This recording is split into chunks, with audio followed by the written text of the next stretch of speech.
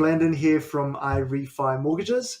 So, how do you know that you got a good property deal? Well, the most important thing that you need to understand is valuations. And there are three essential valuations that you must understand as a first home buyer or an investor. And I'm going to share with you a couple of tools that's going to help you with your next property deal to analyze the prices, and a step-by-step walkthrough on how I would analyze a price offer for a new purchase. So enjoy. The first valuation that you need to learn and understand is the government valuation. So often called the GV or the CV, or sometimes even the RV, a little bit confusing. But the government valuation is an estimation on what the property is given by the council. And it's comprised of two figures, usually a land value and the improvement value. Improvement value meaning the cost of replacing the building. So let's just have a look at, this is my first rental. So 376 Ellerslie Panmure Highway, you can see the government valuation is 700,000. The land value is 560, and the building itself, it's almost worth nothing, 140,000. So it's quite important to know how much the land is worth and what the improvement value is. Because land value is what appreciates over time. That's what you need to understand. So the bigger the piece of land, or the more the percentage of the land value is, the higher the chance of your property appreciation in the future. And the value of the improvement typically don't move a whole lot. They usually depreciate over time. So you need to really understand this. So the second valuation that you need to know is the eval. So eval is a desktop valuation that is based on recent sales. Let's have a look at a website like homes.co.nz. This one is got all the recent sales that is around the area. So you can see all the red dots on the map. It's just loading. So the desktop valuation is something that the banks use as well. This is the valuation that they'll value up to 80% lending if you're buying your first home, and they would use the eval for investment property if you're borrowing 65%. So the eval is based on all the houses that are selling in this area, which is all the red dots, and they generate a computer valuation. And this is semi-accurate, usually a free report from the bank. If you've got a pre-approval with them and you're going to auction, they can generate an evaluation for you. That's a good estimation on what the property is worth. So often this is not the most accurate if you're buying a property that is needing some renovations, or is immaculate and it's got really good renovations, because the evaluation does not take into consideration what kind of condition the property is in.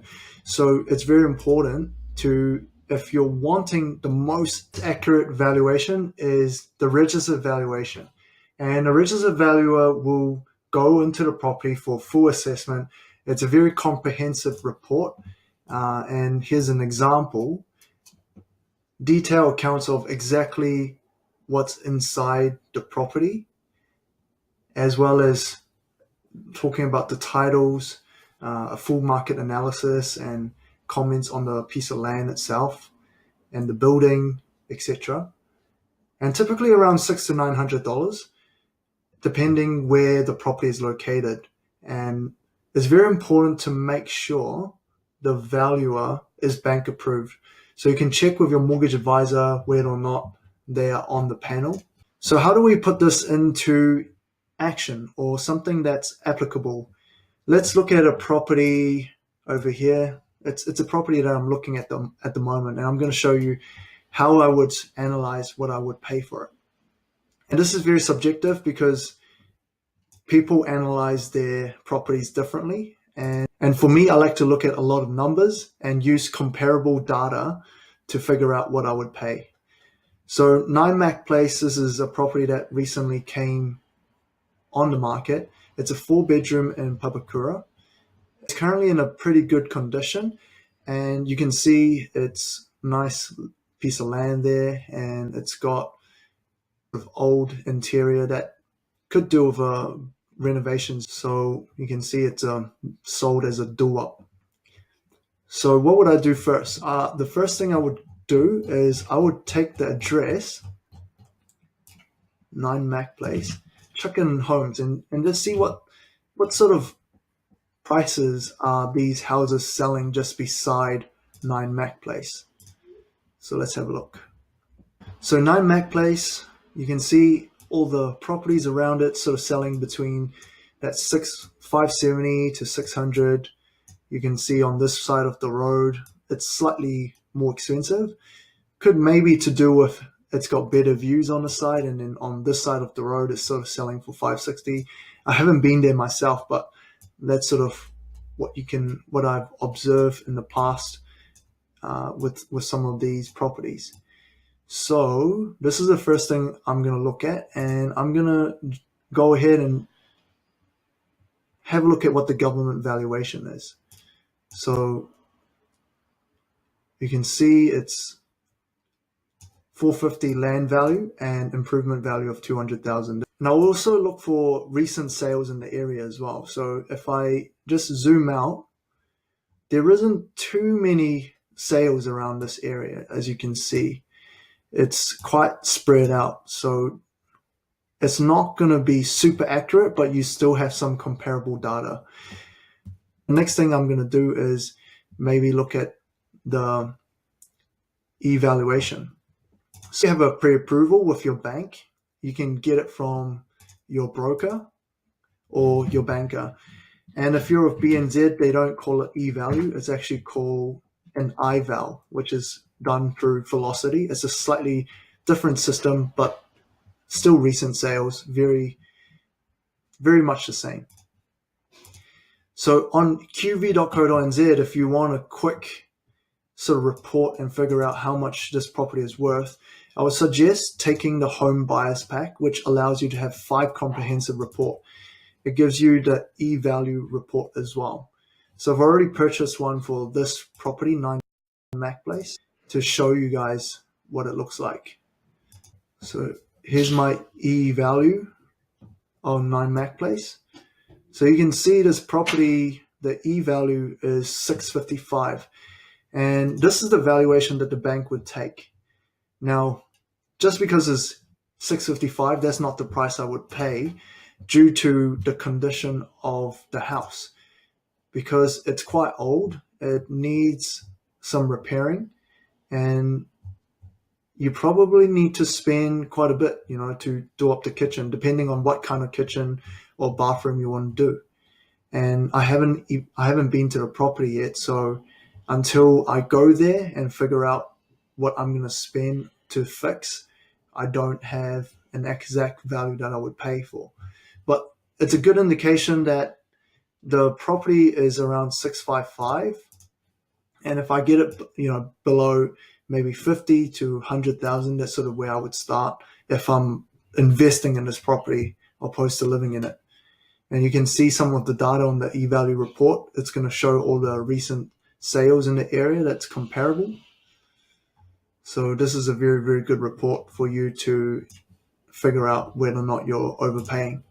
Now, third and last one, of course, is the registered valuation. If I'm really, really keen to get more data on this property, I would send a valuer in there to get a registered valuation report.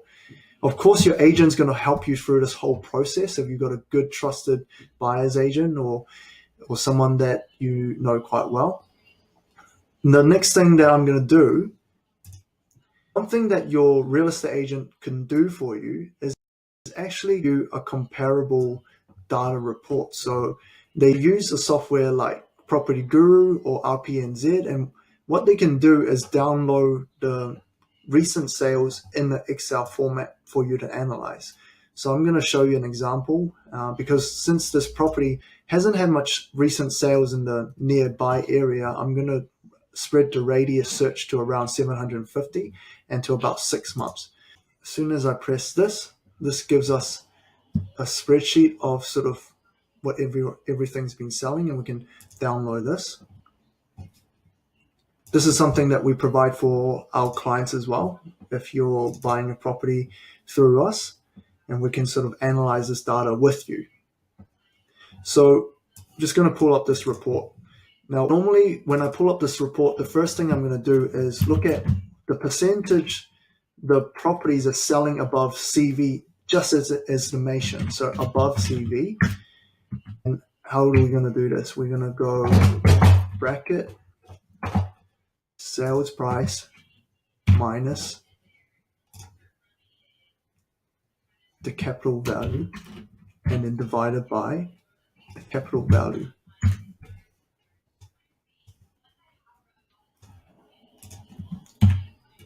And so this gives us a percentage of what properties have been selling around this area. So the ones that are selling ridiculously high, I'm going to discount them because they are probably slightly different. So for example, this one's selling for 92% above the CV. It looks like it's a big piece of land, 2,000 square meter plus. So I'm just going to take it out. It looks like it's a block of houses because it's got 916 floor area. So I'm just going to delete this one because it's not really relevant for us. These ones here, I don't think they're really relevant as well because they're selling way below value. Sometimes it's like a transfer to another entity or transfer to a family. That's going to be irrelevant as well. This one here selling 95% below. So this property here, that's minus 55, it's actually got a provisional sale price of 560. So we're going to just replace that. It hasn't updated the system yet. So we're going to change that. And these ones are all correct, which is great. So I'm just going to get rid of that column. So now we're going to have a look at the average. And the average is going to be 1% above the CV. So if I took the CV and times that,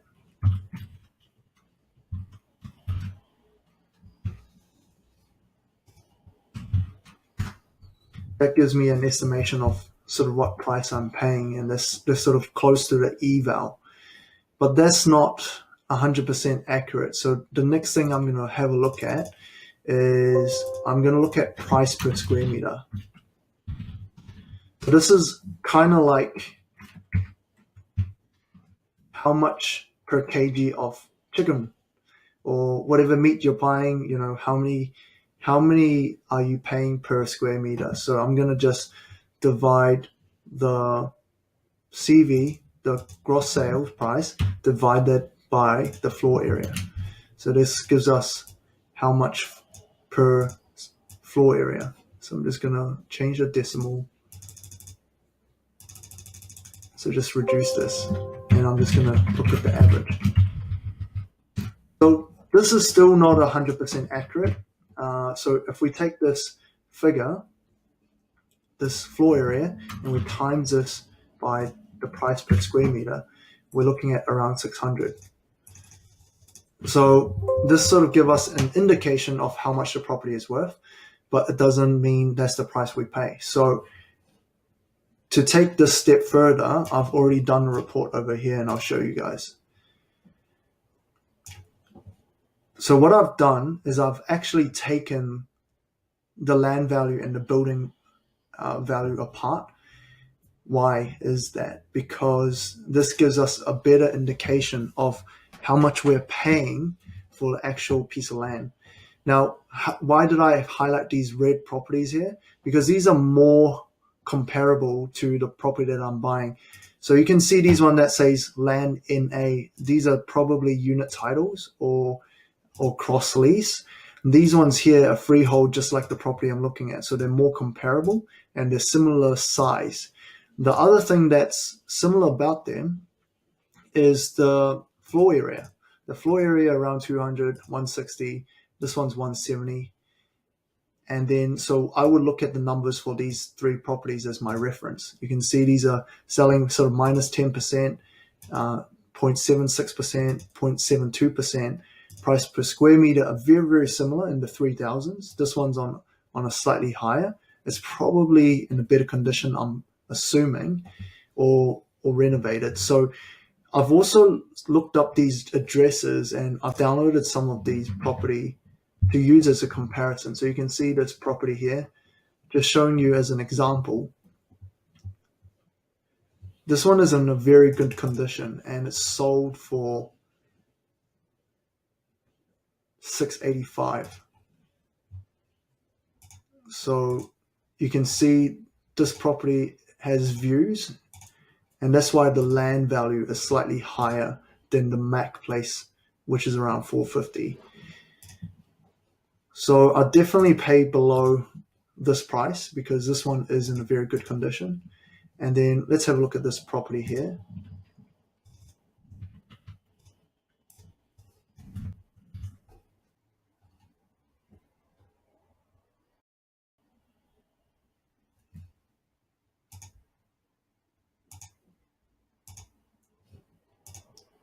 This one's in more of a similar condition, but it's got nice views. So I would, again, probably pay lower than whatever this price is.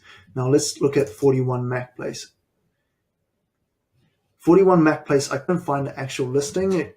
I wasn't too sure why, but I would assume this was in a more similar stat to the 9 Mac Place. It's probably in a worse condition. That's why it sold sort of below 10% the CV.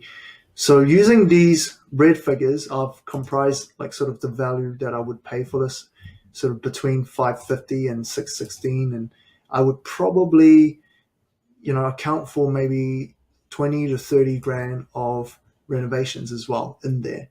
So discount it to maybe the low fives if I was to start negotiating. That's where I would start. Of course, you would want to have an agent on your team. In conclusion, I would pay around 530 to 580, depending what it actually looks like when I get to the property and if I feel good about it. If I like the area, that's sort of the price range I would go for. Hope this helps. Again, the most important valuation that you need to understand, one is the government valuation. The second one is the desktop valuation, often called the eval and the ival. These are the same valuations that the bank will use to lend you up to 80%. When you are borrowing more than 80%, the bank is going to require you to have a registered valuation. If you're using a second tier lender, you would probably need to use a valuation like registered valuation as well. Hope that helps you guys on your property journey.